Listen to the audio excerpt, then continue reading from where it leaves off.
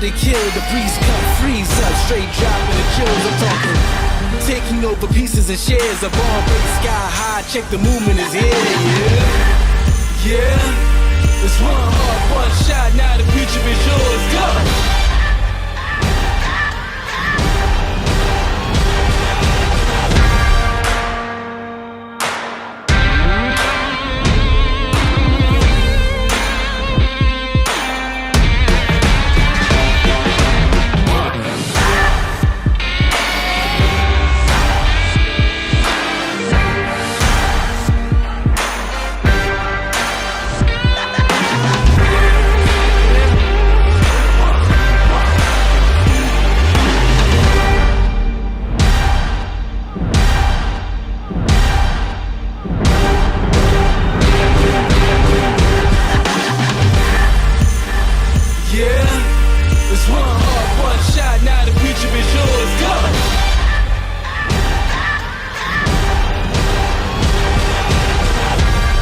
Turning dreams into reality. In the lab with the formula and chemistry.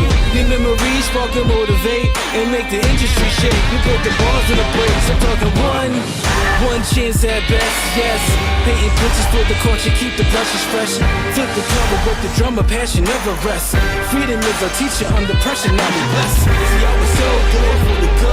There's one art, one shot, now the future is yours. Go! Yeah. It's one art, one shot, now the future is yours. Go! Well, what's up, man? Evening. What is going on, Paul? You know, just another week in paradise here. Especially since you're coming to Florida this week. I have something to look forward to this weekend significantly. Yeah. It's cold here today. Like today, I every year as a Minnesotan, you get to this point where you just say like, you just almost scream at yourself and say, why the hell do I still live here? Every year. It's so cold. And everyone always says like, oh, you don't want to move to, like, from Minnesota. Everyone says, you don't want to move to Florida. Like it's too hot there in the summer. And I'm just like, I will take the extra like 10 degrees warmer that it is in the summer to not live in negative 10 degree weather. Like, and then when you get wind down in Minnesota, it's just, it's awful. It's so cold. Absolutely. Yeah. The like 1 minute walk into my work in a parking ramp, you're just like freezing and just like get inside. I hate it. So I'm going to take a weekend vacation and we're going to come down to Florida and come visit you, Paul. When I got the call this week, I was like, heck yes. Good. Yes. Fantastic. Ooh, clean that lens off. So yeah, I noticed the other day at work that I had Monday and Tuesday off. So naturally I pulled up the kayak app, that kayak.com app. Right. This isn't sponsored by them, but on that app, if you are on your phone, you can type in like where you're leaving from, when you want to go. You can tap anywhere as the location you want to go. And it'll just bring up a map with all the different locations and the prices of everything. So it's just like, you can kind of quickly go, it's like $60 to go to San Fran. We're going to San Fran this week, so unfortunately for me, Florida was one of the cheap ones. So it's a little bit deceiving sometimes when they have those Spirit airline prices in there, but we got some pretty good deals on flying out to Florida for the weekend. So it's always cheaper to fly to Florida because it's that, everybody wants to go to Disney in Orlando. So usually flying into Orlando, you can get some pretty affordable pricing. And it works great for me, especially when I'm traveling, because I obviously got to come back home. And I would say most of the time, my more expensive flight is going out of Orlando somewhere else. But coming home, it's always fairly cheap. But see, that's the opposite for me. Like it's always cheap to go somewhere from Minnesota. It depends on what airline too. Like I always get these like Sun Country notifications. It's like $29 flights to, and then they name all these places. And then you're like, oh yeah, sweet, I'm going to do that. And then you look at the returns, you're like, it's like $300 to come back to Minnesota or right somewhere else. So it's almost kind of like it's not worth that. But so anyways, in today's live stream, we're going to talk about traveling clearly, because I'm going to come down to Florida. I got to pack all this crap to come down to Florida because we're going to film some videos while we're down there. So I got to figure out what I want to pack. Keeping in mind that I don't want to bring a suitcase with me because I don't want to pay that baggage fee for airlines, because no one wants to pay that baggage fee. Plus, No, I you gotta don't figure out. when you get there, you don't want to have to wait around for your. It's just so nice to be able to walk off the plane and walk straight to the pickup lounge and get your Uber ride or Paul pick you up. But Yep. So it's one of those. It's one of those things that's just. We need to figure out what I want to bring, what I'm gonna need to bring, how I'm gonna bring it with, and we're gonna kind of go over things like maybe just recommend if you guys are traveling as like videographers and photographers, what should you bring? What I recommend bringing, stuff like that. So we're gonna go over that little list here. I'm still trying to get this used to this app that we're using too on Restream to figure out the best way to um, find who's talking, because right now we're running this again. Once again, we're running this live stream on both of our channels at the same, like exactly. simultaneously. So all the comments that are coming in from either of them are going to be. I don't really know how we know that again. Do you remember Yeah. You just well, I don't think we can tell on how they where come they're in? coming from. We can see all the chats, but I have my stream open on off the side if I want to know if they're Okay, from my channel or not. So so that's maybe something I should do too. Um, so anyways, that's what we're gonna do today, to Paul. So what yeah, what do you thoughts? let's jump right into backpacks because that's. I mean, if you're going to travel anywhere, you're going to need to know backpacks. And also, if you guys, if you're There's here and you such a have delay on questions, that. if you're here and you have questions, feel free to shoot them in the comments because we'll answer anything. If you have any like suggestions specifically to your needs, or you just have some more in-depth questions about anything that we're talking about, feel free to hit us up. And if it's not even travel related, sure, hit it up. We'll talk. We know this is an easy way to just get questions answered. It's just Yeah. Well, Paul, first off, I mean, I also want to mention, Paul, too, that the reason I also want to do this video as like a live stream, because I like having to like back and forth with everyone that's in the comments, but I always overpack the crap out of my bag. I bring the kitchen sink with me, and I end up regretting usually carrying it on my back for the whole, like in our case, it's gonna be 4 days. Granted, I can leave like half the stuff at your house, but like normally when you're in a hotel, like you don't want to be leaving your gear in the hotel, and that's just a bad things happen with break-ins and theft and whatever.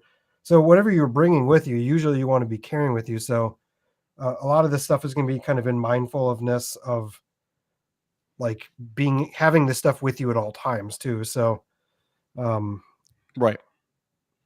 so sorry, I'm just looking to see whose channel am I got here. Okay, it's mine. So anyways, let's start with this delay. So travel backpacks. Paul, you want to start this one?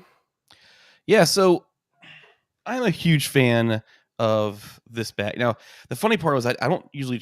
This is my This is a good everyday carry and a travel bag, and I've been using typically. There's two bags I like to use for travel. It depends on how much I want to carry, and this bag fits perfectly under a chair. This is the PGY Tech One Mo.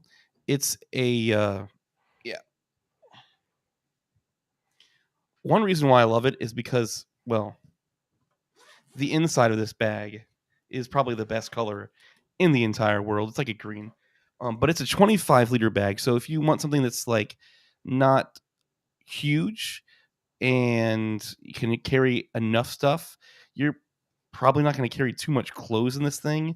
But I do like the size of it for staying somewhat light, and it fits really well underneath the chairs of even when this thing is packed up. It fits really well underneath the chairs in the airplanes. So it's got like two main compartments. So you have all your cameras, your lenses on this side, and then this side is like a big wide open compartment, and it comes with another small little camera bag. So this is just dropping this all over the place. What I like about this is you can get to your location and just put your camera and a lens in here, or your camera with your 24 to 7D lens, and maybe like slide a drone, like a small mini drone in here as well. It's just really versatile. And top part expands too. So if you wanted to even store something above that section and have it a little bit taller, you can do that. So that it's just nice that it comes with this. And if you're not using, if you're just traveling or whatever, if you're just, did you just mess me up? Yeah, no, I did. I'm screwing with the settings, Paul. It's not working. He doesn't know what he's doing here, people. Anyway, so he why are you not showing? Oh, did you solo me? I'm trying to not solo myself, and it's not working. I did something wrong, Paul. We'll let you do it later. Anyway, so this bag is great for carrying a drone in it. So if you want to have like your camera stuff in that one side, and then this can carry your drone. So I really, really love this bag. The thing is, it is a 25-liter bag. So it's a little bit smaller. That's why I like it for my daily carry, and then for like light travel. If you're doing extended travel, you're probably going to want something bigger. And I don't have it near me right now, but I love the Provoke 31 liter from Wandered, and you can get a number of different size camera cubes. And I like the Plus because it takes up most of the bottom, and then you still have the top layer with the roll top to like shove clothes in or whatever. And that's typically what I do. They also have like a gigantic one that fits the entire bag, and then you just have a really, really small section of the roll top that can expand if you want to, but you don't have any room above it. So but I really like that bag. I'm going to try to fix this for you. But yes, so that's a huge plus. I like those. Those are my two favorite bags, and one has green interior and the other one comes in green. So I don't know. Green's my jam. But we're trying to get you. What did you do to yourself? I can't. I hit the arrow, and every time now I hit the arrow, it just switches back and forth between me and you. So I don't know what I did. Oh, that's what you did. Okay, I see that. So okay, maybe that just means we're soloing then. Okay. Yes. So you just got to make sure you hit the arrow again on the same person. This is me being producer Paul, basically getting fired. So you're getting fired. Oh gosh. So I have two main bags that I use. Well, actually three, but one I kind of stopped using. One is really good just as a travel bag if you're carrying like mostly clothes and stuff. But if I'm going over for somewhere like 4 or 5 days, like where we're going, I'm probably going to be bringing the Peter Mckinnon Nomadic backpack. This is the first edition one. I kind of wish I had the second one now because it is a smaller bag. This is a very like crazy deluxe bag that gets a little ridiculous at times. Sorry, I'm just trying to not hit my mouse here. And isn't it also very heavy just by itself? So this right now is like 6 pounds empty. So it's a heavy backpack when it's empty, and when this thing's full, and like I said before, when you carry a bunch of clothes and like every piece of equipment I carry that can fit in here, this thing has been like 30 pounds before, and it just sucks to walk around.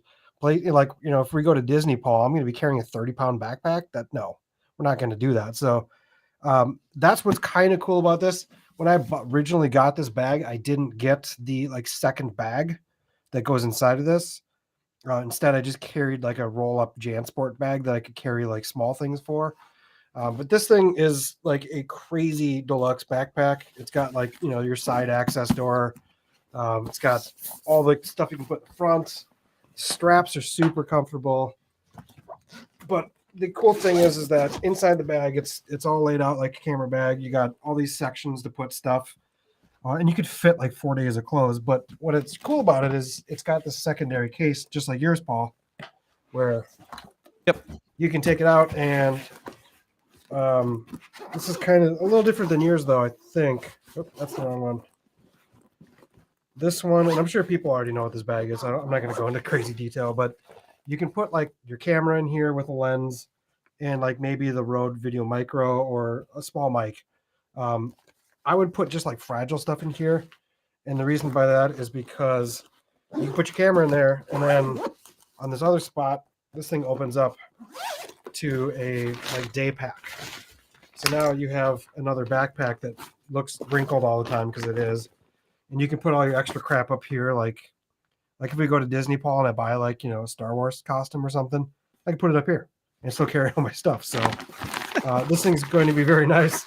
I have brought this on a couple trips now and liked having that smaller bag where a lot of times like you're going to go out and you're going to go do like one thing and you only need like one piece of equipment. So it's kind of nice to have something like this.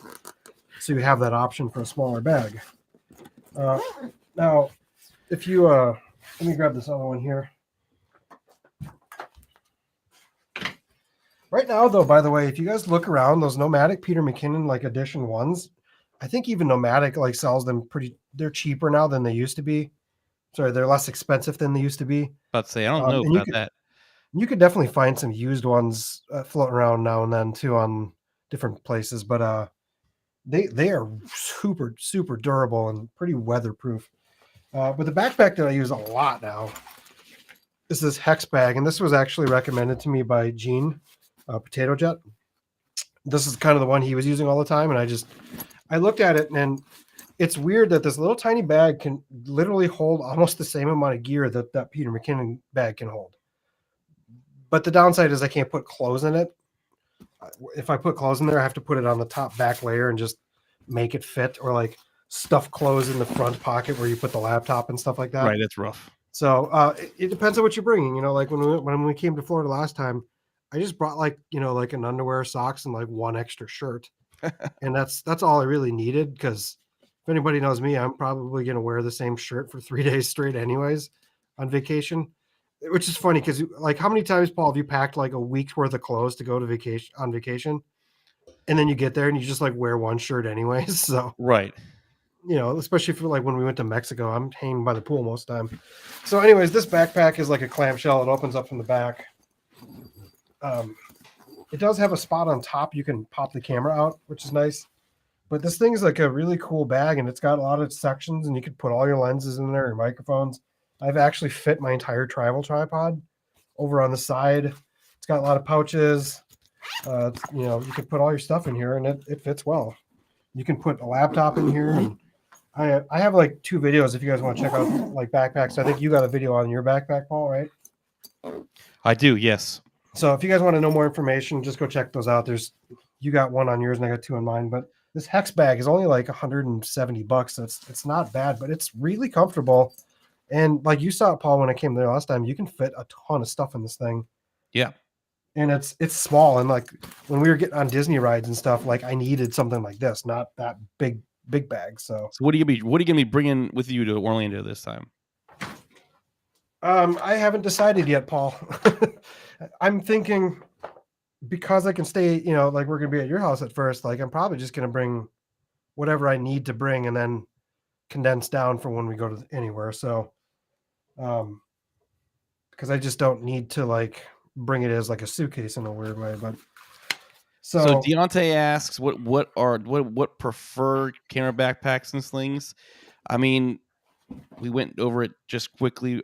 Pretty much my go-to is for light stuff is the PGY Tech 1Mo. I love it. It has a little bag. It comes with it. And then if I need something bigger, I like the Wandered Provoke 31 liter with the plus camera cube inside of it.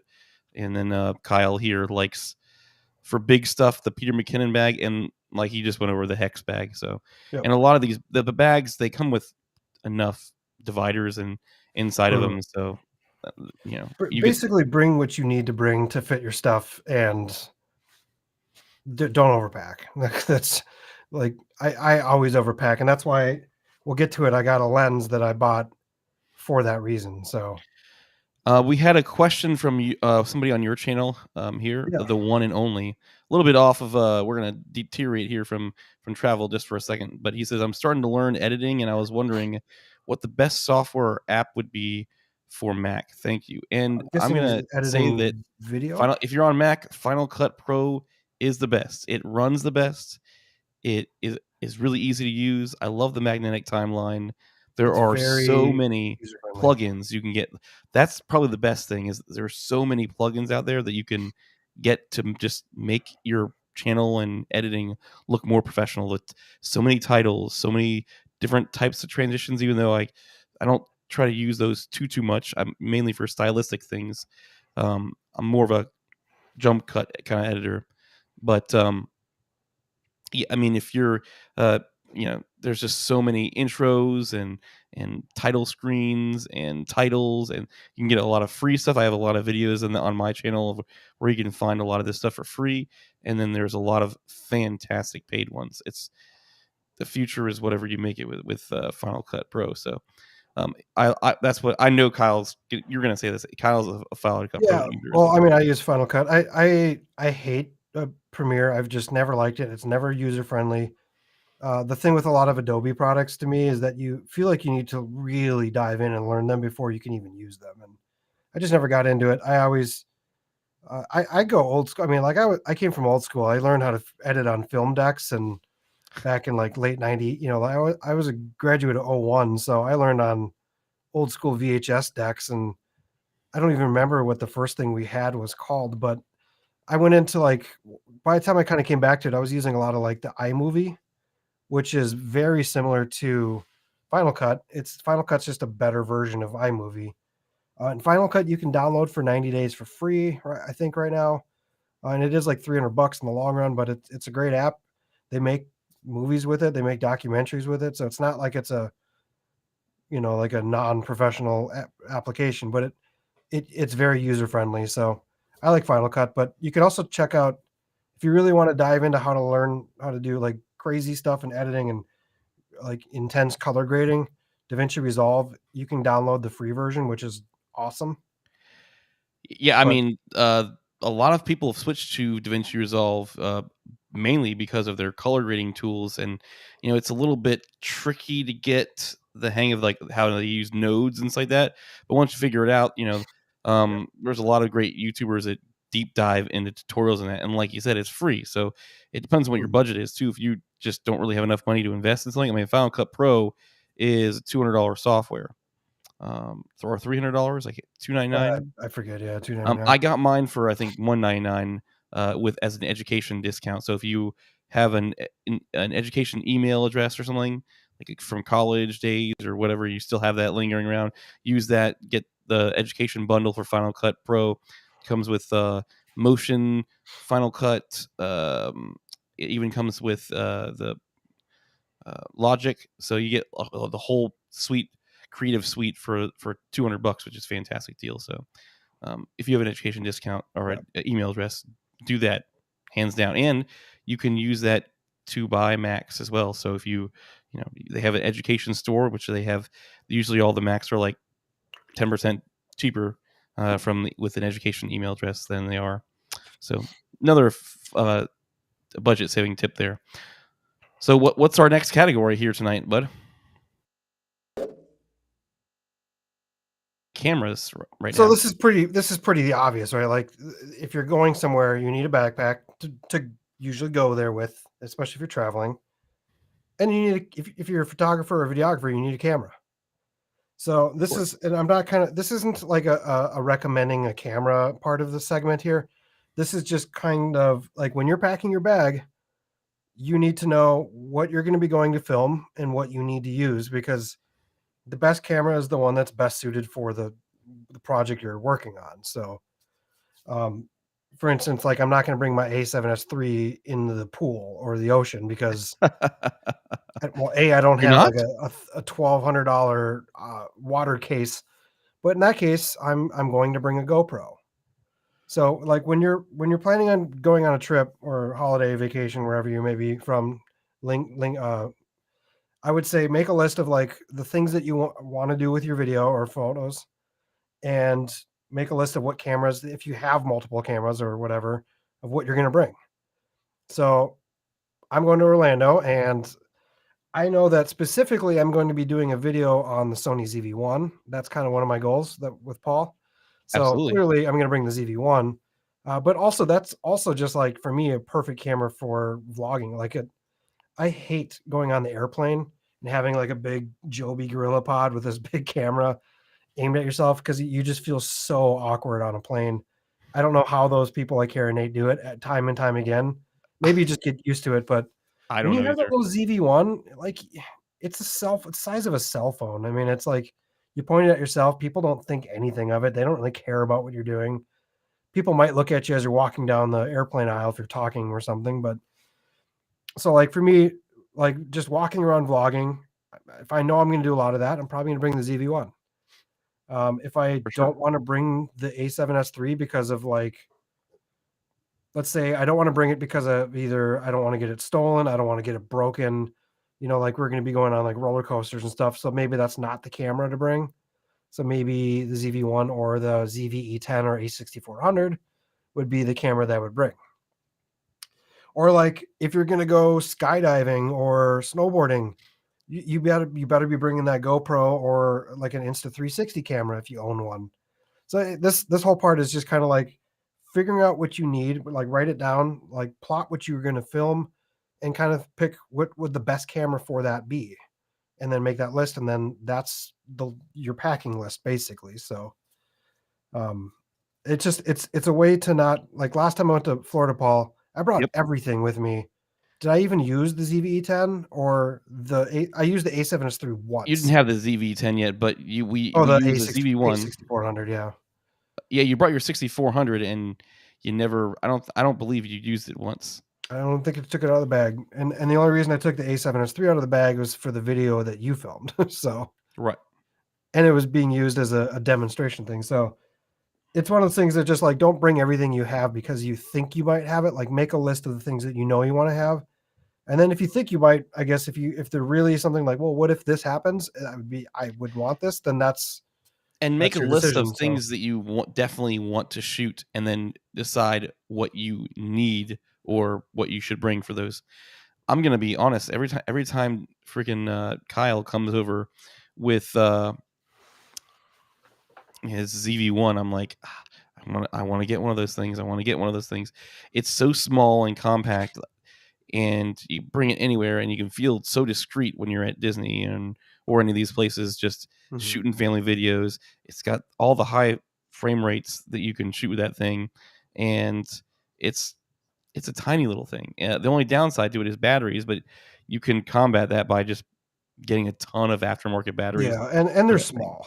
And they're small. And they're the tiny. batteries are small too. So that's one thing, is that they don't take up much room in a bag, because you do have to think of a bag as like it's a vessel that you don't want to overbring. You want to have room for stuff. And I always try to like leave room for stuff that I want to bring home too, which last time was nothing. That's why I didn't buy anything when we were in Florida last time.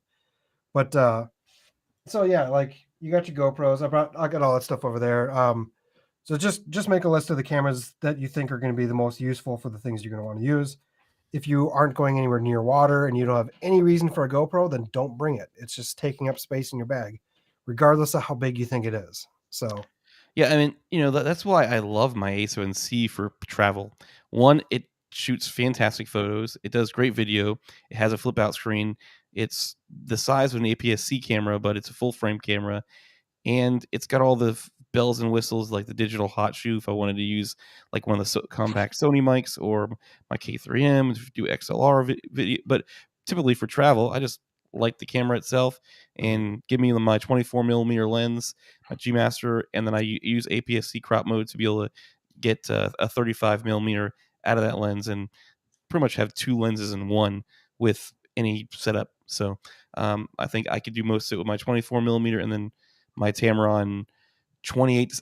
I'd say most everything with a 24mm, and then bring my Tamron 28-200, and I have like everything covered. You just jumped the gun there, Paul.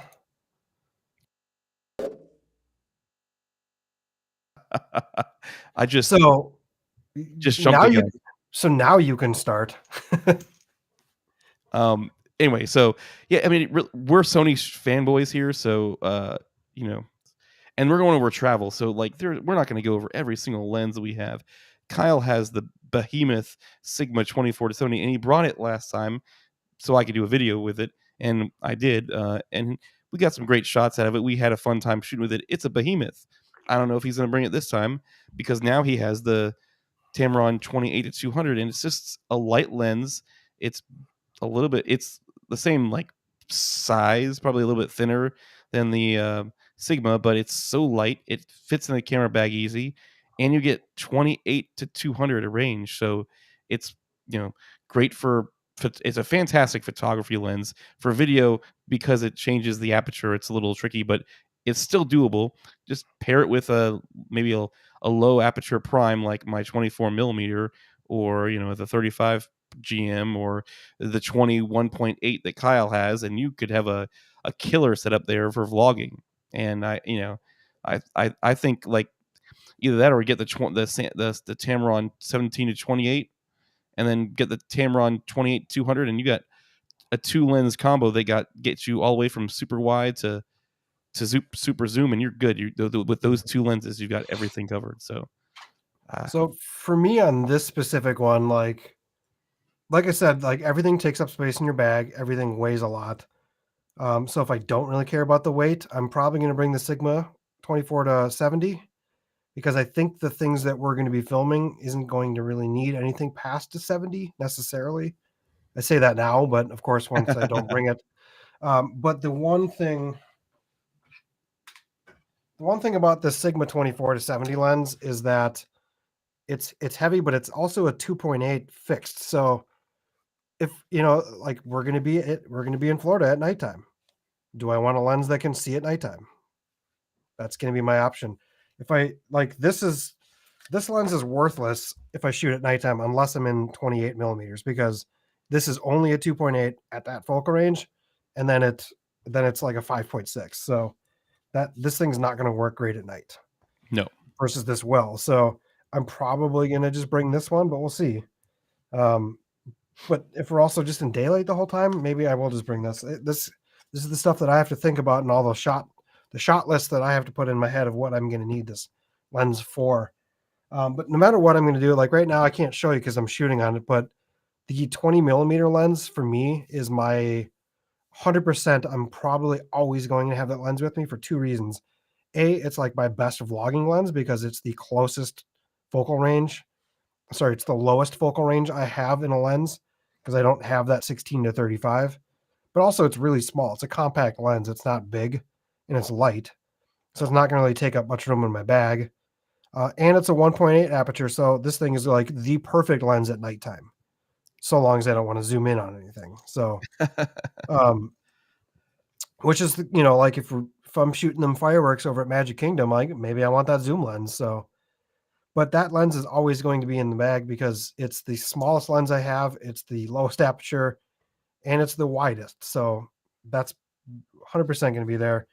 This 28 to 200 lens, the really nice thing about this is I did that video in Colorado where this is the only camera lens I brought with me. You really tested that one out. This one was so versatile because I'm not used to having I've had a 70 to 200 that I rented once. That was a big lens. That thing took up like a quarter of my bag. And I don't even know if I used it, because I think you like instinctively in your head, you have to go, I want to put this lens on my camera now. Versus like this, you're just like, you're shooting mostly wide. And then there's that time you're like, oh, I'm just going to zoom in all the way on this lens and see what happens. And you're like, oh my gosh, this is a sweet look. I'm going to go with this. So having something that can go from a 28 to a 200, I've never had a lens anywhere near like anything like that. So yeah, well, I remember we were shooting in Montana or Duluth, yeah, or Minnesota when we were there, yeah. And you were like, okay, was not expecting this out of this lens. Well, you guys were taking this picture of like, there's a spot that you walk by in that area where you're like, oh my gosh, give me the camera. This is like the best photo ever. And it's like the trees clear and you see down the hill and this river going out into the lake. And I'm like, I go to Paul, I go, don't even bother. It's a shitty photo. I've tried taking that photo so many times. It's not going to work. It's going to look terrible.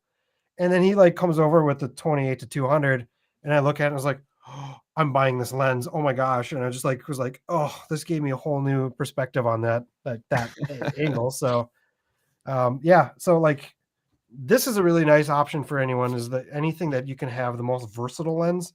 Granted, like I said, it's not the greatest for video because that aperture change, but you can do some cool things in camera to make that like auto ISO and exposure comp and stuff to keep that looking relatively good. So we got a question on a guy from your channel. He says, should I buy the Laowa 9mm or the Sony 10 to 18 for my Sony ZV? Like he said EV10, but I think he meant ZVE10. Yep. I've actually called it EV10 so many times. What I have you run don't it? have any experience with that Laowa 9mm myself. I've seen other people talk about it, and it's very mixed. Some people like it a lot. Some people say don't bother wasting your money on it. I have used the 10-18, and I will say that is probably my favorite lens on APS-C lenses or cameras at this point. For like needing a wide angle, I should say it that way. If you need Um, a wide angle that's stabilized, yep, uh, that's the one, and it's f4, so it's it's all right. Uh, the Laowa, I will say this though, you got to remember the Laowa is an all manual lens as well, so yep, you're not going to have autofocus with the Laowa, so you got to take that into consideration too. Now, yes, it's wide angle, and but still, when you're vlogging or using, well, it depends what you're using it for, right? If you're going to be yep, doing landscape photography or something like that, sure, you could have them all manual because you can control that when you're behind the camera a lot easier. But if you're wanting to vlog with this, you got to remember there's no autofocus in those Laowa lenses. Those are mainly fantastic for like real estate stuff because they can get so wide if you really need that extra reach and you're behind the camera. But if you're doing anything where you're not able to control the autofocus as well, you might want to get the Sony lens. Another great option is if you want something that need something a little lower light, an f2.8. Tamron makes an 11 to 20, and it's pretty much the comparable lens to the Sony, except for it's a lower aperture. It doesn't have the image stabilization, so you're giving up image stabilization for lower light. And once again, it really depends on how you're using the lens. If you're doing a lot of vlogging and you're outside a lot of that time, you're not indoors, I would personally probably still go with the Sony because it's image stabilized and you're going to get the extra 1 millimeter, which, yeah, for wide angle is a little bit more. So that is nice. But the Tamron is still a fantastic lens. The autofocus is as well as any other Sony lens because they kind of partner with Sony. Sony owns a portion of Tamron. And, but it has the lower light. So things you got to weigh and consider. I think the pricing on those two lenses, the Tamron's a little bit cheaper, but they're pretty close and comparable. So it's really a matter of choosing how low yeah. light you want to go. So, like my opinion on those two, because one I've already used plenty of. They are very similar price. The thing with wide angle lenses, when you have something like that wide on that camera, I almost don't like having the background crazy blurred out because it's like you're showing off the background having this wide lens. Why would You you want want to to see it. blur the So heck out of it? So, like the f4 looks fine, especially when you're holding the camera like this. It kind of bokehs out a little bit anyways. So, um, when you go too wide and have that super blurred background, it's kind of just like, well, what was the point of that? Now I feel like I need to hold it closer to myself because it's there's nothing to look at in the background. Having that stabilization, and this is mostly specifically regarding the A6400 and ZV-10, there's an option. Well, there's no stabilization on the A6400, so that lens is awesome for that. But also on the ZV-10, there's a mode called standard stabilization that only applies to lenses that are stabilized. When you use that function, it looks good on that camera. It looks stabilized and it's good enough. right. Um, and that's not when you turn it off, it looks kind of bad. It's very shaky, but then when you put active stabilization on it, it looks like a 16 or 18 millimeter. So um, I like that lens a lot. In fact, there's a video on my channel if you're gonna watch. I went to IKEA as a vlog. I think it's called like Still Sold Out. If you want to see what that lens looks like on a ZV-10, that's kind of my unofficial review of that lens, I guess. So what? Let's see. Okay, here we go. I got another question here from Gordon Reed. Thank you. Yes, I would use it for vlogging. That type. Okay, $900. It is okay. Thanks. Okay, so yeah, see, we just sold him on that lens. Great. You can find that lens used. Go click on one of Kyle's affiliate links and then go buy it. So I would say go look at Facebook Marketplace first, then go click on my link because you can find those sometimes used for like $500-600. So yes, just make sure you test it when you buy it. Just make sure the autofocus works. Make sure there's no problems with that. And there's no, you can get some great deals on the used marketplace. So yeah, for sure. And that lens has been out for a while, so you got plenty of options there. Oh, Um, and real quick, I didn't mention it. If you obviously if you have lenses and you're gonna go film outside, you probably want to bring some ND filters with you because if you want to have the best look and have low aperture and cinematic looks, you have to darken the front of your lens so that you can lower your aperture and have that depth of field. And so I didn't forget about it, personally, bro. We were just about to get to it. okay, We I were about to thought get to it. I was about to hit the next button, Paul. Oh well, you were a failure I then. I was about to I because you got this. You go ahead and finish your yeah. filter. I love the Mckinnon Polar Pros. I just keep going back to it. Like I have two different brands. One's more versatile and the other one is more just like I need to switch the whole filter if I want to switch. But I like how these color cast and how they sun flare. And I like to point my camera at the sun a lot with subjects between it because you just get cool cinematic looks when you get sun glare and sun flares and stuff. And this thing has a kind of a golden flare to it that the other ones don't have. So Now? What do you suggest for people if they're going to be buying one of those Peter McKinnons? Because they come in two. They come in 2 to 5 and 6 to 9. I use 2 to 5 like 95% of the time. Most of the time, if I feel like it's not dark enough, I either up the aperture a tiny bit or up my shutter speed. There's times where I go away from that 180 rule and I'll just jack up my shutter speed because half the time I'm too lazy to switch it. I have to like grab the backpack. So I mostly use the 2 to 5. And if you are going to buy one of these things too, buy the biggest one that you ever plan on having a lens that fits. I've had to buy two of these already, and I had it in a 72, and then I got a 77 lens. I bought that one, and then I bought an 82 millimeter lens. So I had to buy another one. So I lost a little bit of money by selling the first couple, but it could have And just like bought you the said, 82 to begin with, and then if I bought the 82 right away and just got some like what do they call adapter rings I where you I can get something called an ice adapter. They're on Amazon. They're called ICE, and then you just search for whatever 82 millimeter to whatever filter thread you want your lens to be, and they're yeah, like $7 or $8, and you could just they're so cheap you could just literally get one for every single one of your lenses and just leave them on there. So yeah, whenever yep, you decide to put your filter on there, it's just on there, and yep. it's great Unless you use lens hoods a lot. unless you use lens hoods. Yeah, Yes. I do have the Freewell kit. I don't know if you have yours out, Paul, so I'll just grab mine. We got these like Freewell magnetic kits, which are really cool. So you like screw one thing on, and then they have two options. You have like your base ND filter that sits in there, and a base mist filter, which is that kind of is this the mist one right here? Actually, the mist one will kind of bloom out your highlights. You can see that light back there. Um, these just sit in between, and then you can decide if you want the 2 to 5 or the 6 to 9, and they just stick on and they're magnetic, and then they become an ND filter. So I really like um, them. I first I was a little hesitant on them, and I thought they fell off. But as I used them more, I'm like, they're great. yep, The other cool thing is they work with that whole system works with the other magnetic filters line. that Yeah, Freewell makes. So they have like a dedicated mist filter where there's no stops of light because the built-in mist has a one stop of light. So if you wanted yeah, to use their other magnetic filters, they just literally snap on that base plate and it still works great too. So that's another thing. It's really cool there. I like that system, but hmm yeah, you I once saw again say you're gonna I get saw 82 millimeters for those because you're not going to spend $400 on a versatile pack like that and not be able to use it on every single lens you have. yeah.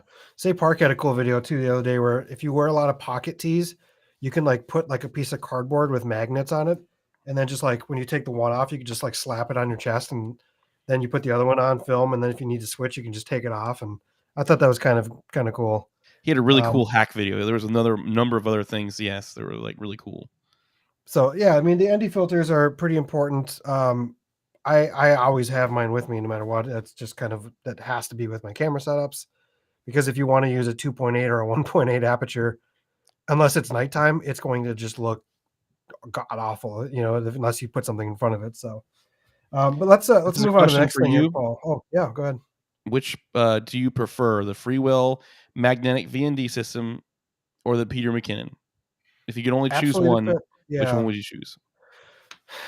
For me, it depends really where we're going. Like I'm probably going to bring the Freewell with me to Florida because I want the versatility. I want the mist filter set, and I want the 6 to 9 because it's going to be really bright in Florida. Hopefully, that's not rain while I'm there. So that kit is really nice. It packs down about the same amount. I mean, it doesn't take much any more room. So normally, if I know I'm going to go out to like the woods by my house and film like a video, I'm probably just going to bring the one ND filter, like the Mckinnon one, because I just like how the looks and I like how the sun flares and stuff.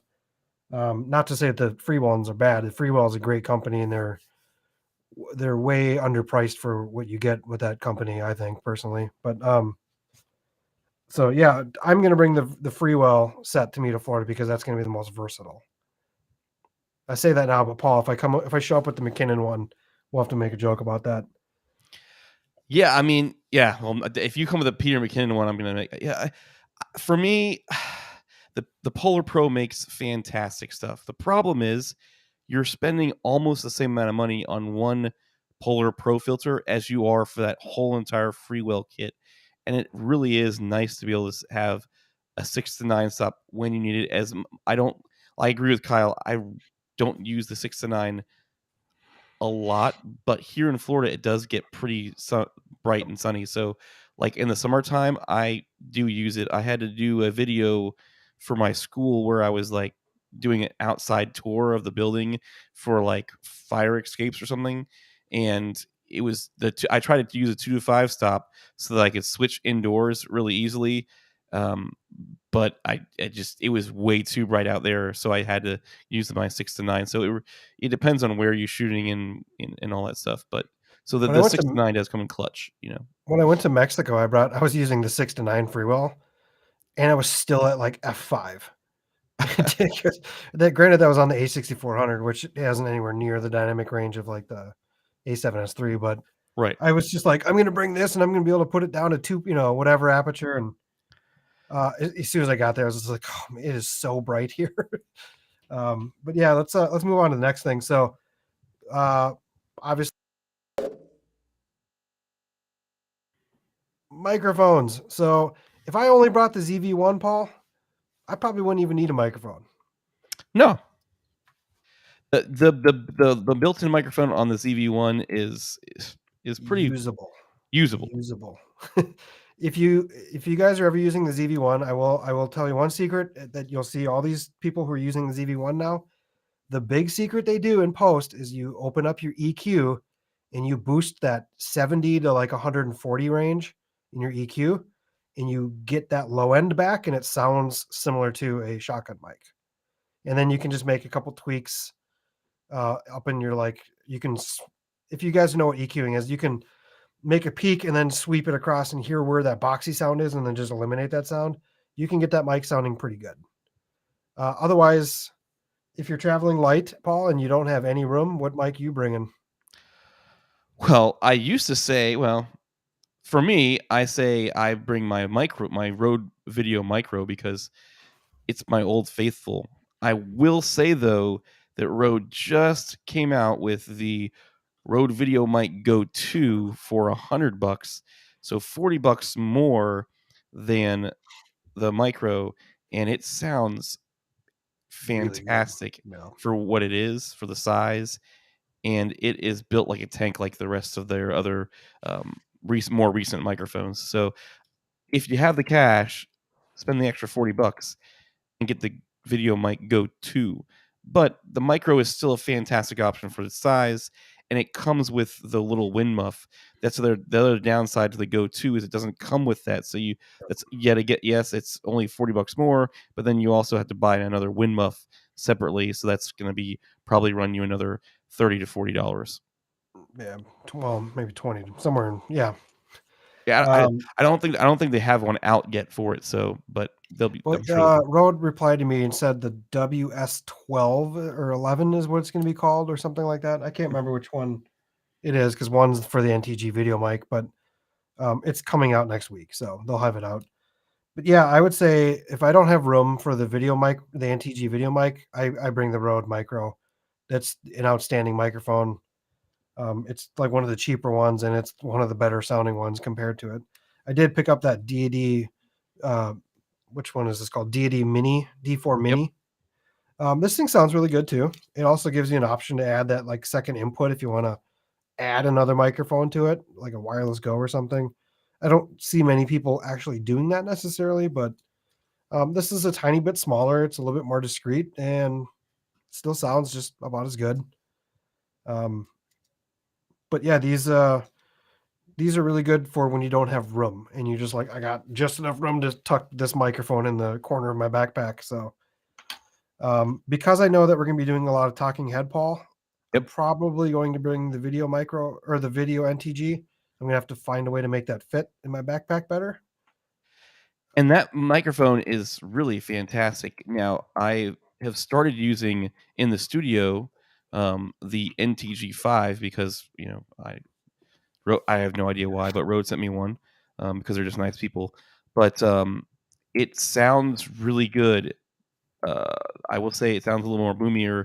I have a video coming out I recorded this week, so it should be coming out shortly. But comparing those two, the video mic NTG and the NTG5, but the video mic NTG really holds its spot for being a 1/8 inch microphone. I will say the NTG5 sure has more boominess and just it sounds a little bit more full.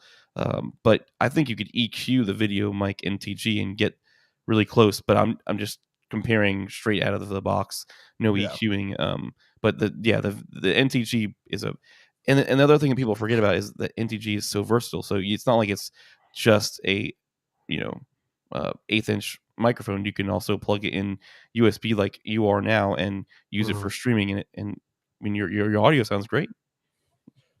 So one thing I'm also going to bring, Paul, because I know that we're doing a video. I'm going to be doing a video on the ZV-1 on. We'll get to it in a second on a gimbal. So I might also bring the like Rode Wireless Go system that I have. Maybe Wireless Go 2s, yes. For me, this is one of those things where if you know you're going to be out for like 12 hours, I don't know if I would necessarily want to bring wireless microphones just because they will decharge throughout the day, or you forget to put one on, or one falls off on a ride. There's a lot of like scenarios where maybe I don't use these, but because you and me will both be on the video, I might bring this kit because it's got 2 microphones. So we'll see.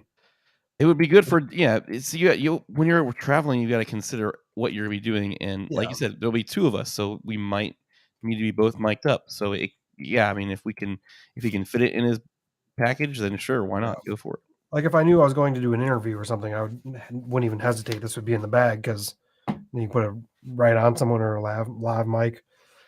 So we'll see if there's space for it. The cool thing with that is that you can always put those. They're so small that you can find places to put them. Just hopefully they don't crack and break if you put them in the wrong spot in your bag. So. And right now there's a pretty good deal on them on Amazon. They're selling the Rode Wireless 2 system is right now selling for $276.29. So good deal. Yeah, that's a little bit better.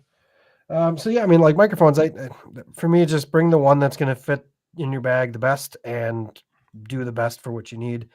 I know that we're going to do a lot of outdoor heavy duty talking stuff, so I'm no doubt going to bring the NTG video mic and the Rode video mic, mainly because I need to do a gear review with a product where I might be using it on that specific item. So I got to find a way to fit probably 2 mics. But also you have that mic, so like, and you have the A7S III, so like there's a possibility that I could just like skip bringing that camera altogether, because if I'm filming something, you could easily just film it for me with my SD card. So we'll exactly. See. What's on our list for the block? So that brings up that next topic then, Paul, unless you got something to add to microphones. No, I mean, pretty much for my microphones, we're Rode fanboys, so everything Rode done. Moving on to the next section. So I put travel vlogging because I couldn't fit the rest of the word on there. So this topic is like, now you got all your stuff, you're there. What do you need to use to film yourself? So whether it's vlogging or setting up stuff, because clearly you're a creator, you're filming yourself, right? Right, exactly. Or in our case, like we are together, so I can film you, but whatever. So I think it's pretty obvious. The first thing you really need is probably some kind of handheld thing, right? Yes. For me, I've been using this switch pod. I like it just because it's angled. It just kind of holds the camera outright. And on all my cameras, I use the Manfrotto quick release plate, and then it just has a ball head on here and made by SwitchPod too. I think both these together are like $130, so it's not crazy. I like that it folds up really small, so when you're traveling, I just slide it right next to the side of my camera bag and the little cup holder thing, and it's great. It's very discreet, or I could just like slide it in, flat inside of my one of my zippers in my camera bag and be done with it. It's really nice. I think you have. I really like the one you bought from Ulanzi. The what is it? I'm actually using it right now. I do have the box though. Is it the 46? It's the what is it? RT 46. Mine's the 47, but the only difference is that one is an Arca Swiss plate and one is a quick release plate. So this is the Ulanzi MT47. I was recommending for the longest time the like MT16, which is like good for like ZV1 and stuff. It wasn't good for bigger camera setups. But the problem I started having is that as you were holding it over time, it like would turn. So you're walking around and the camera would kind of like, it wouldn't be steady. So I bought this thing, and this thing is like heavy duty. This thing is like all metal. It doesn't turn. The ball head's awesome. I have a picture on my Instagram where I put my A7S III with the Sigma 2470, the shadow box, or the what do you call it? Shadow box? Why can't I think of the name? I put the cinema kit on there, my cage, my handle, and I put all of that on top of the thing, and I was like, this thing just holds no problem. Granted, it was heavy. You would never do that, but so I like this, and I really like the fact that it folds down to a really tiny thing, and it actually comes up as high as this Joby. Well, it also has like a built-in selfie stick type of thing, right? So you can you can pull it out, and it extends up about, I would say, maybe 13, 14 inches tall. It's the same height as the Joby 5K. So just don't let anybody from Disney see you with that thing, because they might tackle it. Security might come tackle you. Sir, you can't use a selfie stick. That is true. And that's why having your Joby GorillaPod, the love-hate relationship I have with this thing, works out well. So the only thing I really enjoy about this is the fact that you can maneuver it the way you want it. I love the ball head, but I love when you have this like kind of bulky, hard to hold thing, you tend to hold your camera a little harder. And also you have less likely of doing that wrist twist that you do when you walk around. Right. Which makes the camera do this kind of goofy thing that you're not paying attention. When you're holding this thing, you're very like stiff-armed with it. So I feel like you just end up getting better looking footage when you end up using these. Take that with a grain of salt. But these things I like to clip on the side of my backpack, because most of these camera bags have like little clips that you can put something on the side and clip it in, whether it's a tripod or something like this. So this I would put on the outside of my bag, but this thing fits in like your pocket or like any small area of your camera bag. So if you don't have any room in your backpack, then you're running out of, I don't know. But you got to have something like that. You want to be able to set your camera down and walk up to it or whatever. The MT46, the one that you have, is that the one that has the? I have the 47. Oh yeah, the 47. Yep. Is that the one with the quick release or the non-quick release? Mine's Arca Swiss. Arca Swiss. Okay. Yep. And it comes with a little tiny plate.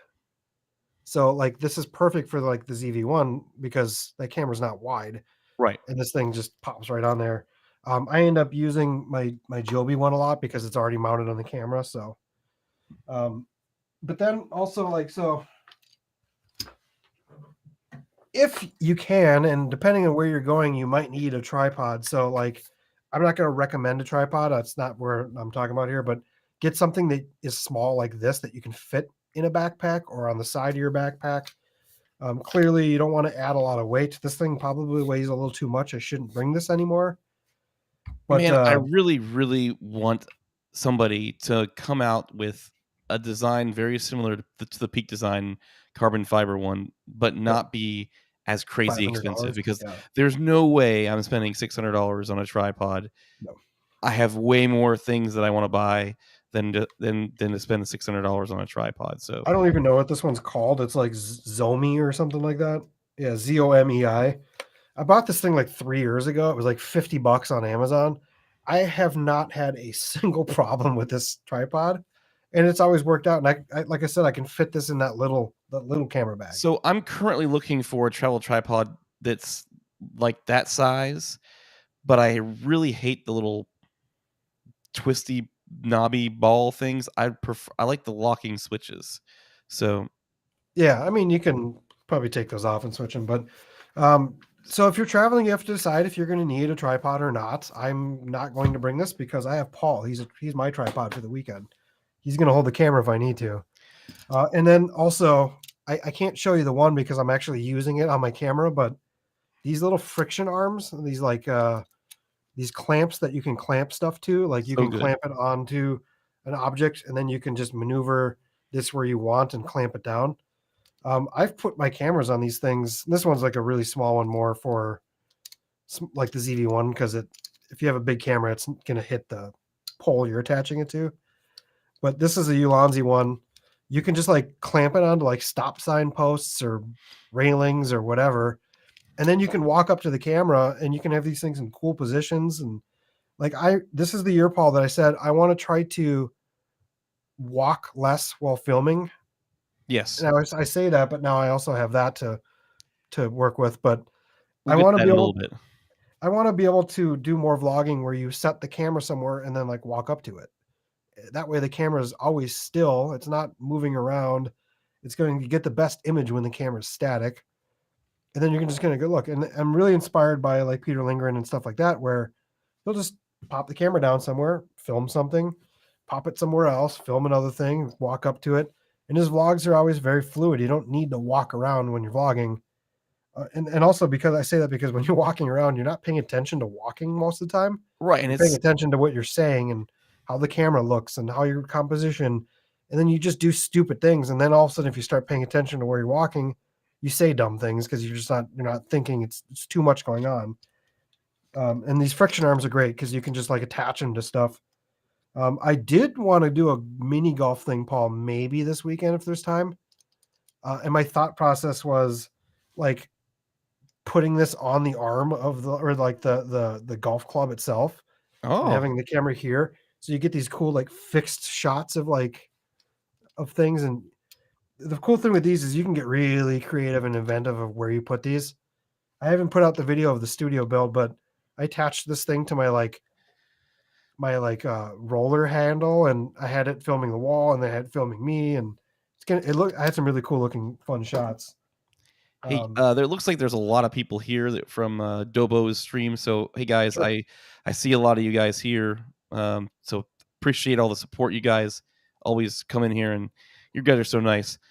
A lot of people saying my new. What do you think? I mean, Kyle, you'll see this weekend, but my new studio I feel like is so plain and boring. I mean, I moved rooms and I haven't really done anything with it yet. All Right. my gear is like thrown over on this kind of corner of the room right now as I'm like, I gotta get my charging wall moved over into this room. I literally just have this is like a tube light that's like over here on my couch, and then the blue is just my ceiling fan smart lights, or I just changed them blue, and it's just kind of that's how it's given it.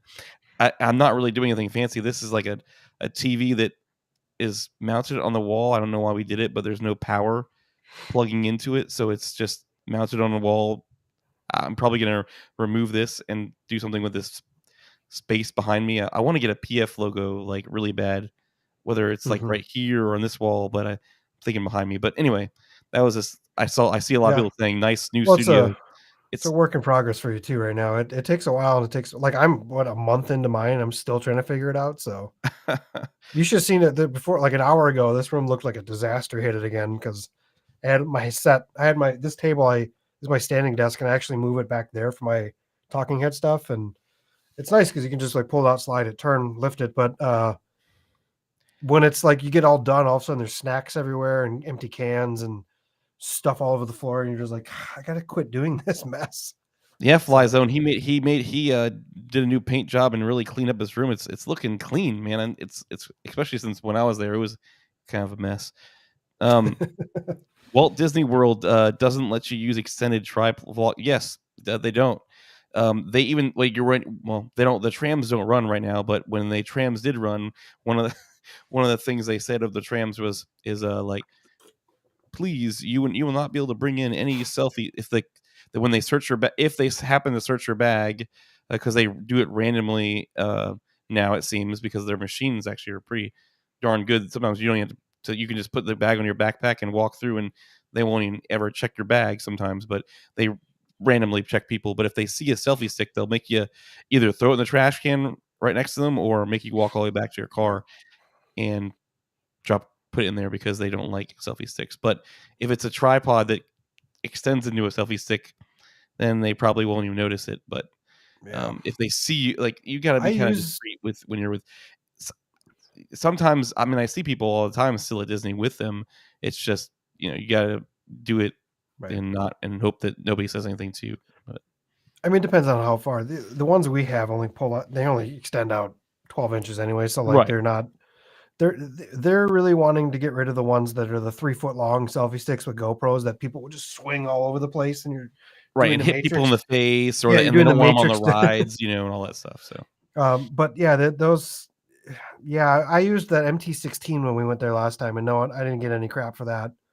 But also I was not being stupid and walking around with employees and stuff. So, I don't have. Well, the one last accessory is the Crane 3. Oh, yep. Duh. All right, so I did a video on this last week on the ZV-E10, and I did the APS-C camera and the full frame camera, talking about this. Right now I have this thing set up for like the crazy setup. So I have like the camera control running to the gimbal, as well as like the microphone running internally and stuff. I'm probably not going to have that set up, because really the only thing that it sets up is you can hit a record button on your handle, which I could care less. It's just as easy to hit the button on top of the gimbal. We're probably going to be shooting a lot of this stuff at Disney with this camera and gimbal setup. So now I've had like this gimbal now for like a month. I didn't put my video out right away. In fact, June was kind of getting, they were kind of getting a little antsy, like, hey, when's that video coming out? Are you going to send it to us before you post it? And I was just like, hey, man, I don't want to just like get the gear and just immediately have a review, because that's not, that's kind of lame to spend one day with a gear and just be like, oh, this is how it is. And I wanted some time behind it. As much as I really like the ZV-E10 and the A6400 and the A7S III on this gimbal, this thing is awesome with the ZV-1, Paul. It's a little light. At first, you kind of have to get used to it, because it doesn't want to turn as quick as some of the heavier weight ones.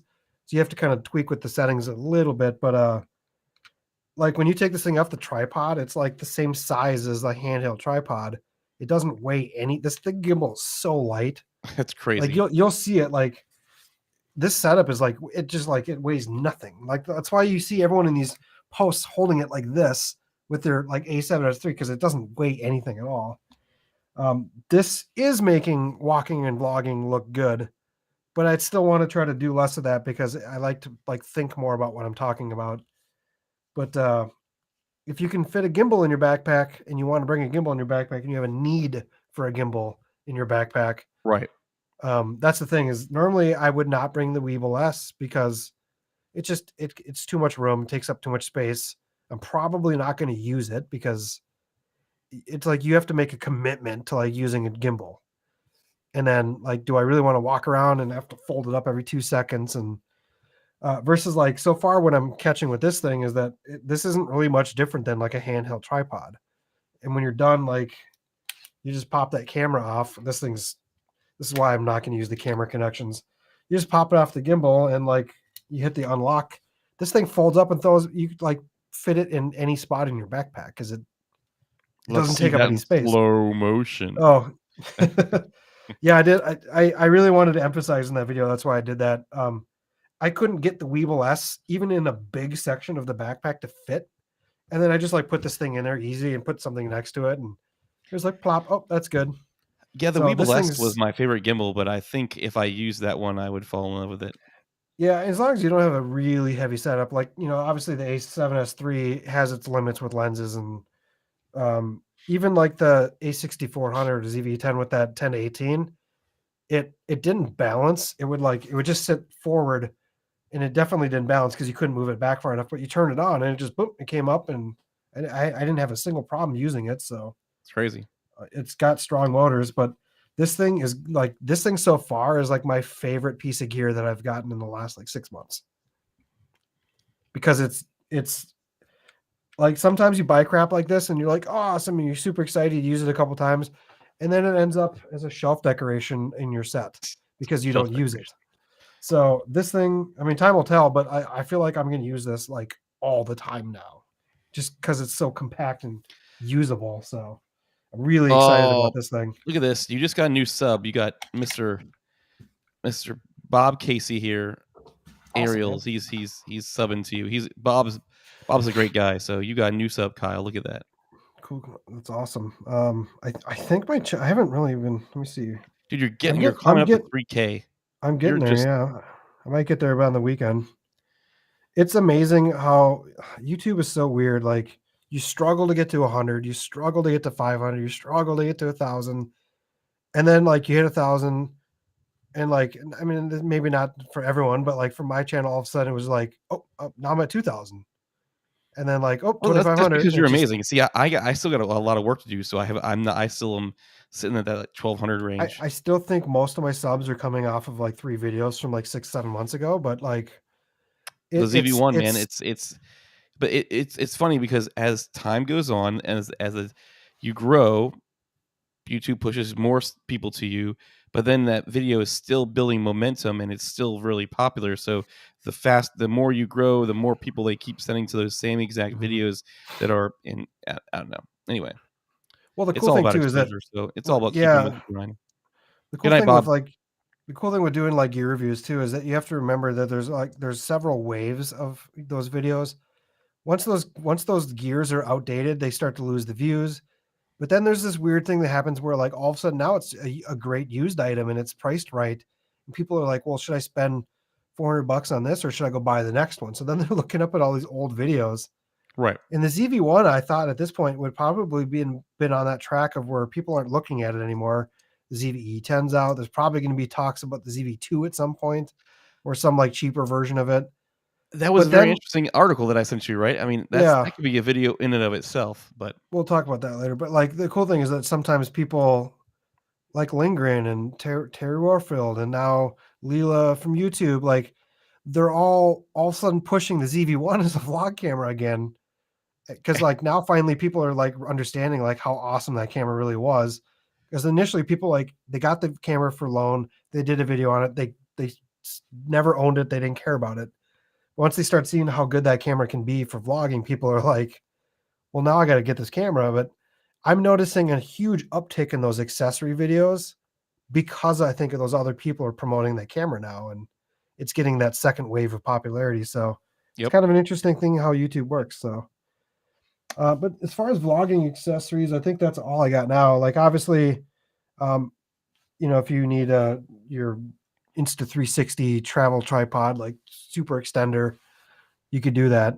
But you bring that stuff, but yeah, the last thing we should need to get into here is just what our must-haves are and other recommended items. So we're going a little over late tonight, but that's fine.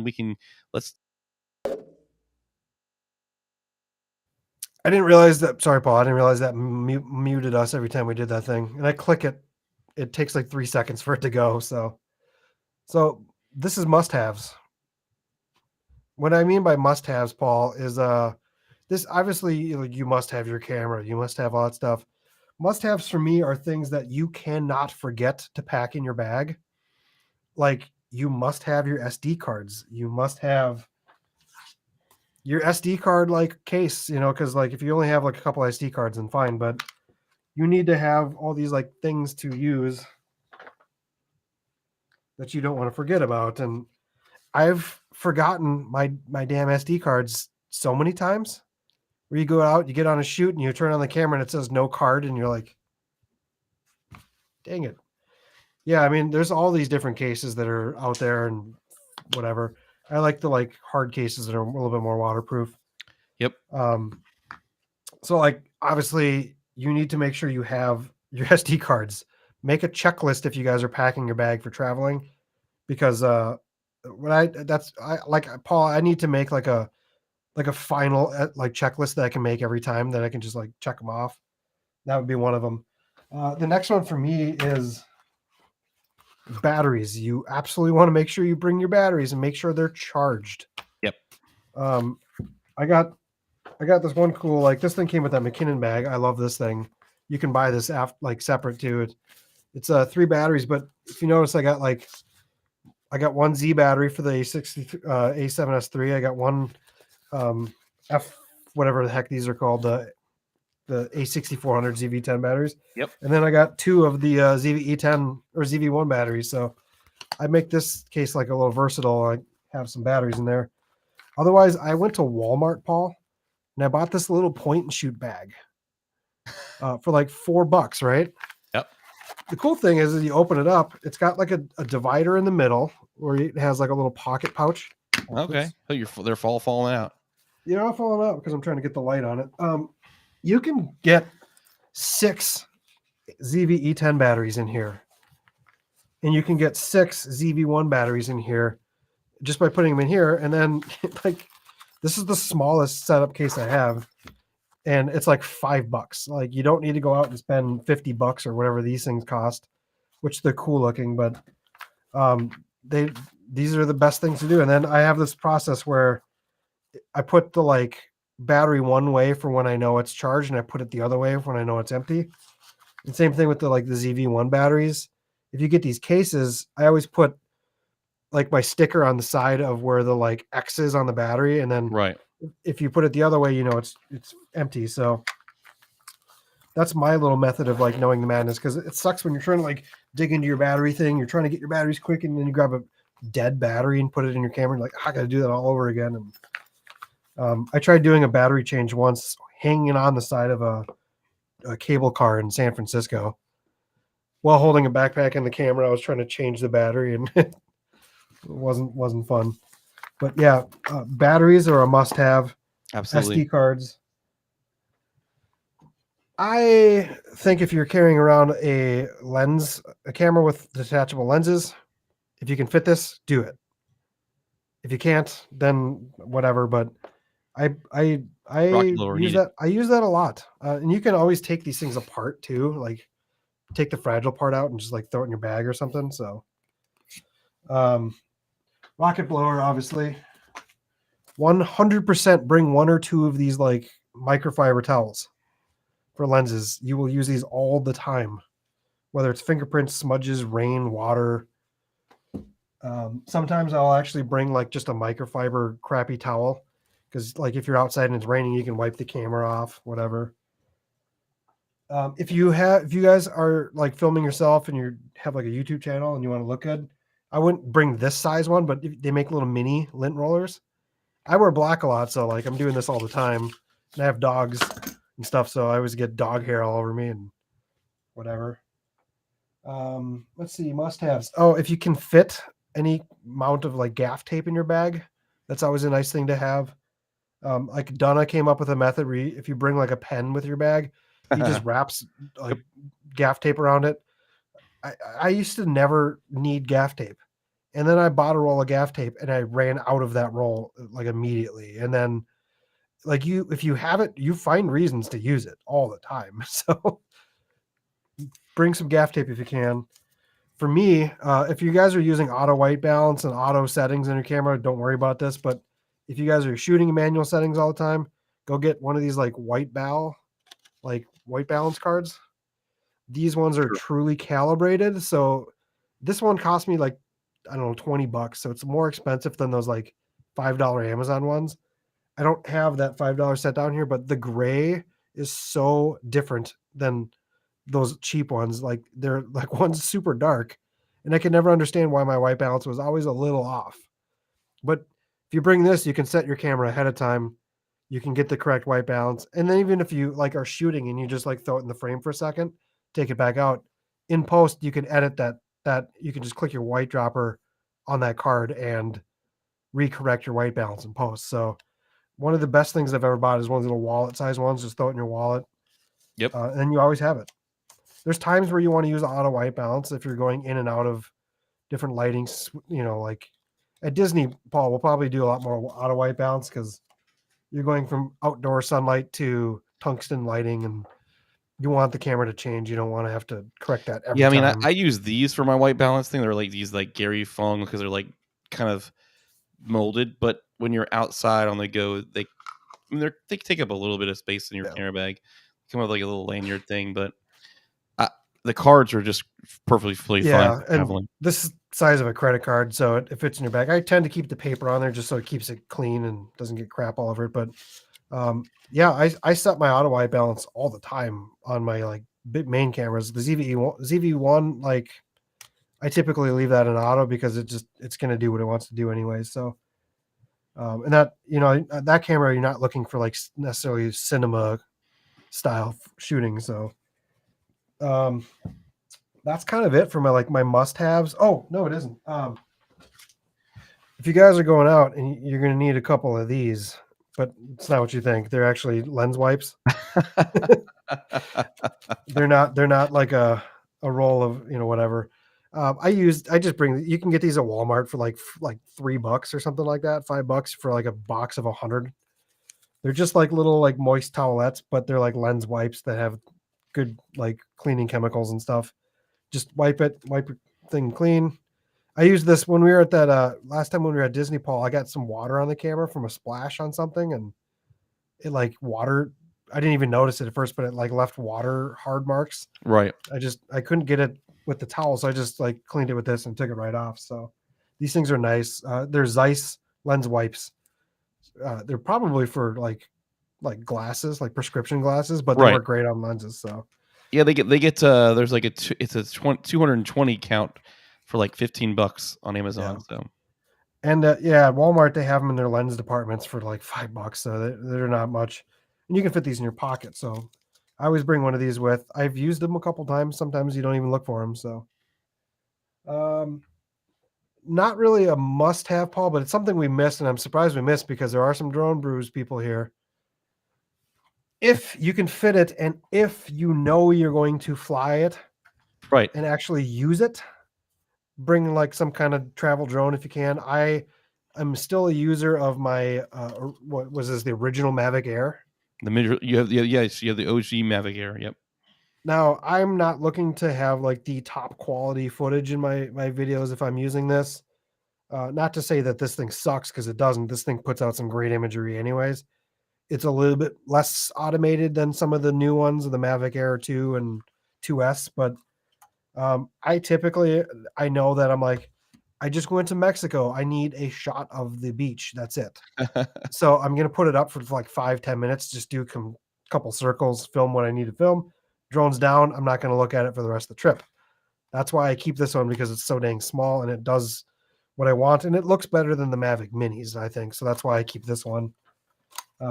I don't know the evil. Well, I will say that I believe it looks better than the Mini. Yes, now they have the Mini 2. So the Mini 2 is probably, if you're going for ultimate portability, the Mini 2 is a fantastic option. But the Air, you have the Air 2, because the Mini 2 is has better also has better signal too, because it I don't think it does Wi-Fi. I don't believe. Because I also forgot too, make sure you bring your phone charger, make sure you bring some C cables, make sure you bring battery chargers, or like the little, like me and Paul always have those like dual charger for your camera batteries and stuff like that. The Z batteries are kind of a joke because they take forever to charge. They're not quick like the other ones. So I do need to look into it, Paul, but I think there's that Anchor brand. That's the like 12-watt quick charge for like cell phones. I think those would actually be a good option as long as they don't like overcharge. I have to look in to see if you can use those. But don't forget to bring all your cables that you need to charge your stuff, because I've done that myself. You get somewhere, you go, oh, I forgot my like micro cable. Now you got to go down to like the gas station and pay $20 for a piece of crap cable that, you know what I mean? It's just that's a Flying mosquito. mosquito. That thing's pretty loud. The air, right? Well, I bought the stealth blades and they're better, but they're not great. It's still pretty loud. Yeah. Hey, it gets the job done. I get the shots I need. They look good. That's really what I Hey, care about. hey, Teppo Hapoya is still using the original, the OEM air. I So don't use mine enough to like right, to say I'm gonna upgrade to another upgrade. new Yeah. drone because At some point I will, but I don't use it enough. Plus I'm not channel's monetized now, so I need to go get that 107 if I want to continue to use it. So I take all your drone shots right now, right? and not to like say that I haven't used them, but Storyblocks has some really good drone footage in a lot of different locations that you probably are going to. If you're traveling, you're probably going to popular destinations, and they've no doubt got some footage of drones. So you can always use See a stuff like fly that if you zone. need to. So that kind of just leaves us, Paul, to like recommended things that you don't always have to bring, and these are going to be case by case. Yep. Let's do the slide so you guys know what recommended. Travel recommended. Paul, do you want to take this one, or do you want to start with this one? Travel recommended. You start with this one because I forget Okay. exactly what on our list. Because I'm traveling to you, Paul, I want all of your footage that you take on the weekend so that I can bring some of that back home and find the shots that I need to find that I didn't get, or that you're shooting of me, or just like a secondary thing. It's going to be nice to have that stuff. And I don't want to get home and go, hey, Paul, do you have that shot of me? You do? Cool. Can you send that 8 gig file over internet to me? That's going to take 8 hours for you to upload and send to me. Yeah, Instead, I think you I'm might just need gonna a great SD card or an SSD to yeah. transfer off with. So I always just bring. I know you too. Sorry, Paul. I always bring the Samsung 500 gig SSD card. This thing, what are these, like $80 now, Paul? Something like that. They're really cheap, and actually, right now on Amazon, if you were in the market for a good SSD, the Samsung T7 1 terabyte drive is on sale right now for $114.99. Normally, it's like $170, so it's a I pretty might have good to pick that up. discount, and you can get a full terabyte, 1 terabyte, which is what I personally use for YouTube. It's funny. Right now, the T7 terabyte drive is cheaper than the 500 gigabyte drive. Right now, the 500 gigabyte Is it drive okay? is still at 120. I mean, you can do that. I just recommend the 500 because normally it's cheaper, and like if you're traveling, you don't really need like a huge drive. If you need anything more than like, I mean, unless you're gone for like 3 months or something, you don't Right. need crazy huge drives. So I just want to capture any of the footage that you get for the weekend on this, so I have more options later. You can do the same thing if you have a laptop with you and stuff like that. If you are bringing a laptop, make sure you have any correct devices like capture cards, any dongles or anything, unless you have those new Macs. I personally use like the Pro Grade UHS2 reader. I'm not going to bring that because you have one, I'm sure, Paul, anyways. So I actually, yeah, I'm gonna have one, but it's you have, yeah, your laptop has a drive or something for it on I it have a though, right? little like 8 Yeah. hub that has a built micro and an SD. I Okay. want to get the Pro Grade because it's faster, but yeah, it's I'm, like $80, yeah. but But I'm gonna bring this because it fits in my bag. It's tiny, and I'm gonna need it for any of the stuff we shoot. So the recommendeds too. I would recommend bringing something like that. I would recommend bringing like more SD cards than you think you need, because you never know. You might lose them. right. One might fail. You might get there and go, crap, I forgot to format this one. Or you do what I do and you get there and you're like, this is like an entire SD card stuff that I don't want to record over. I need this because it's a video I recorded previously. So just like bring more than you think you need. That's just like always a good tip. I always bring like my AirPods and stuff too. Just like all those like extra things that you just forget to You ever whatever. bring any portable lights? Yeah, I would say recommend if you have any kind of light that you want to bring, like whether it's the Aperture MC or like the Wii light ones that me and Paul use. Sometimes you just need a key light. That gimbal actually has a light on it, Paul, so we're going to be good with that. But sometimes you get in those low lighting situations, especially with like the ZV-1, where you need some kind of like light. Otherwise, the camera's going to look awful because there's some cameras just aren't good at low light. So if you can fit something like that, or there's plenty of options out there. Just get something that you can have something where you can change the Kelvin temperature, because you don't want to go into an area that's all tungsten lights with a bright 56K light. It's Right. going to make you look blue. So, recommended stuff too, like just keep space in your bag for other things, or like you don't want to play Tetris so much to fit everything in your bag. Yeah. Because then I've done that where you're like, I got everything exactly the way I want it. And then you take one thing out and you're on the move and you're like trying to stuff it back in your bag. And it's like, crap, I got to hold on, guys. I got to spend 5 minutes to reorganize this just to fit everything. I always don't like, that's why I say don't overpack, because like you need to make sure you have room to just throw something in real quick.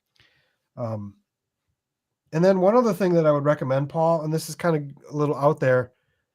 If you guys are filming yourself a lot, I would highly recommend looking at the app called Monitor Plus. I don't know if it's not on Android. I know for sure it's on iOS. This thing, depending on if it actually hooks to your camera, I would check to make sure that is a function first.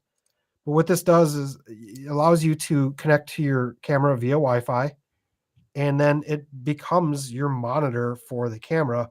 And it has a lot of cool options. Like you could put like different LUTs in there, so you can like see what your S-Log footage looks like with your LUT in post. You can put your different aspect ratios to see what it would look like if you're filming with black bars. There's all these cool features you can do and check your white balance from your phone Absolutely. on the top. And what I do a lot is like sometimes you'll set up a camera, you'll go away, and like you're like you're trying to see your screen from 20 feet away, you can't see it. Right. Now you can just look at your phone and go, okay. And then cool thing is it's got all these functions like tap to focus. So I can be like, I want to focus on me. Now it's gonna track me from 20 feet away, and then I can hit record, put the camera in my pocket, and then go on with the video, because you could control the camera with your phone. If you guys need to look at it, just go watch Chris Brockhurst. He has a really good video on this. He kind of like broke that like out. I mean, I'm sure people did videos on it, but like most people first saw that app from Chris's video. So, and then I actually just bought like one of these like swivel mounts and like a cell phone holder, because sometimes I actually like putting it on top of the camera and like turning it down, so that way when you're doing like cool cinematic stuff, you can just look at that. And especially when I put that like S-Log 3 LUT into the thing, you can see what it's going to look like, and you could stop worrying about my plus 1.7 over on my exposure. You can just look down at the screen and go, yep, this looks good. This is perfect. So Monitor Plus, go check it out. It's like, I think the app is free unless you want to unlock a couple features, which I just paid the $20 or whatever it was. It was worth it to me. It's as good. I personally think it's as good as like my actual external monitors. So, and you're using your cell phone, and it's a remote. That's the cool thing. It's way better than Sony Imaging Edge. So it is, yes, hands down. But you're traveling and you're filming yourself. That's a really good tool to like get your composition and like set recording, and you can change all your settings too. You can change your ISO and aperture, and it's a really cool app. And Paul, I don't know if you downloaded it yet, but I have not. It's on my list. I definitely. It was really cool. I saw it first on.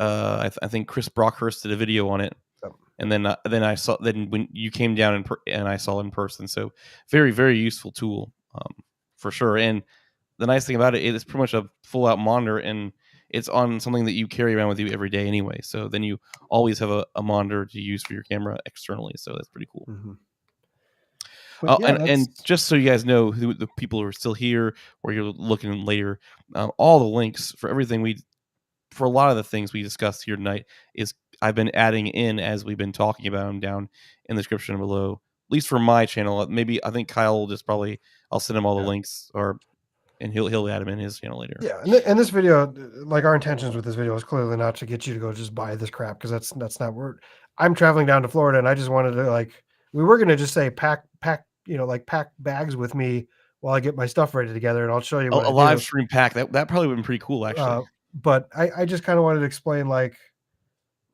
what to do with you when you're packing, and like why you would do it, and like there's a lot of things you want to think about when you're doing it, so you don't just go somewhere. Like I've done it too many times where you travel and you just got way too much crap. I went to Mexico with a 36-pound bag and it sucked. And it's the And- only one I brought. So And a shameless plug here, not really, but it's our channel. We're gonna be, since he's gonna be coming down, I'm not sure what we're gonna do. We might live stream like together again when we're here together, just because we'll be in this, we can have the opportunity to be in the same room, or we might be like on the go on our phones, maybe doing like a quick Q&A live stream on Instagram. So if you want to stay up to date with what's going on this weekend, because we'll be probably posting Instagram stories and stuff on our social media, go follow us on Instagram and Twitter, and just, maybe hit the notification if you want to know when we're going to be posting stuff this weekend, because we're going to get together and we have no idea exactly what the schedule is currently, but yeah. we're still working on that and figuring out what we're going to do. But we're going to be doing something most likely this weekend because he'll be down here. So If you guys need to like get my attention on Instagram right now too, like message me.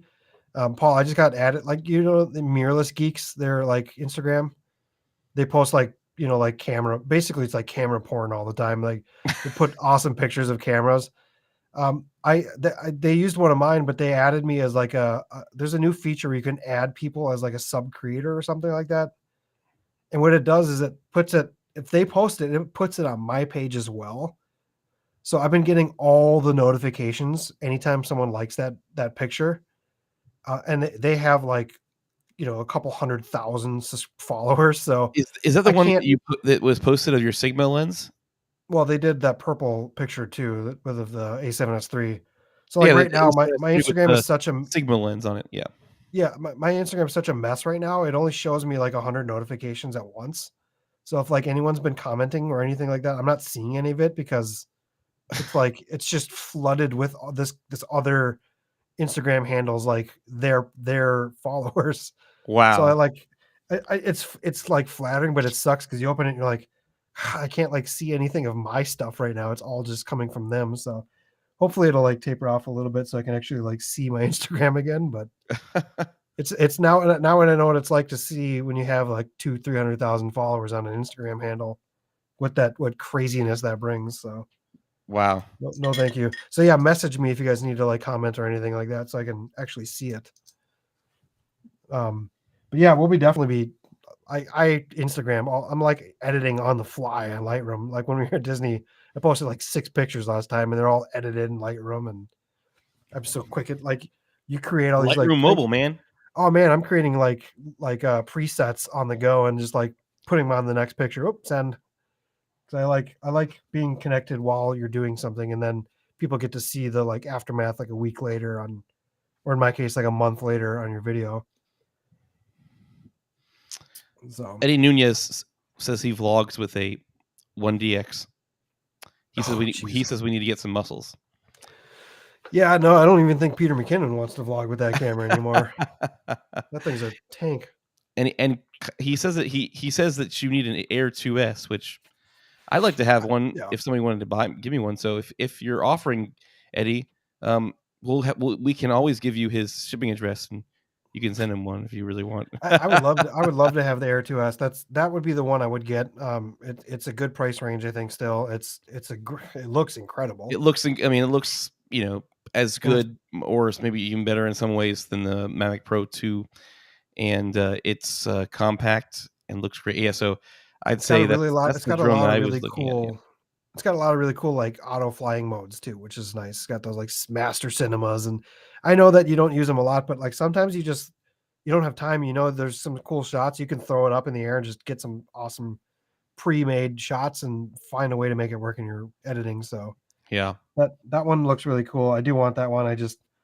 There's a lot of other things I want to spend $1,000 on first that I would use more. So right.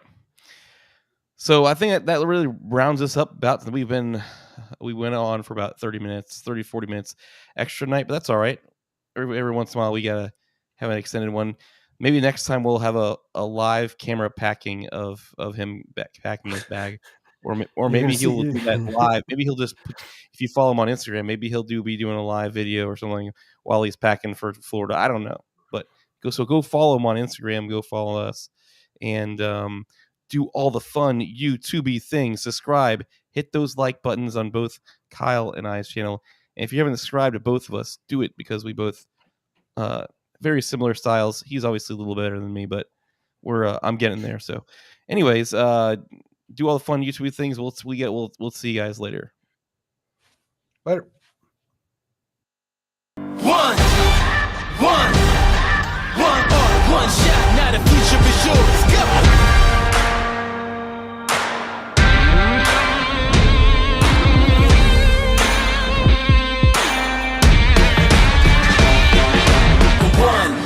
One shot for the kill, the breeze come freeze up, straight dropping the chills. I'm talking taking over pieces and shares, a ball break sky high, check the movement is here, yeah. It's one hard, one